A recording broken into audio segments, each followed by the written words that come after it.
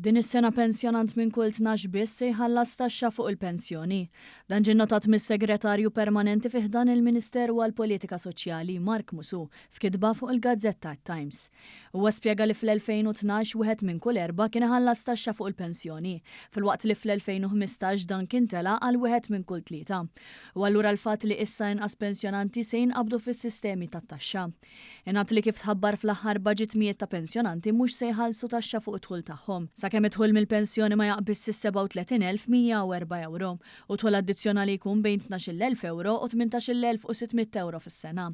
U għataw wkoll diversi eżempji ta' kif bosta pensjonanti illum qed jaqbżu l-ekwivalenti tal-pensjoni massima fosthom bl-inċentiv tal-postponiment tal-pensjoni, bil-pensjoni tas-servizz jew pensjoni privata.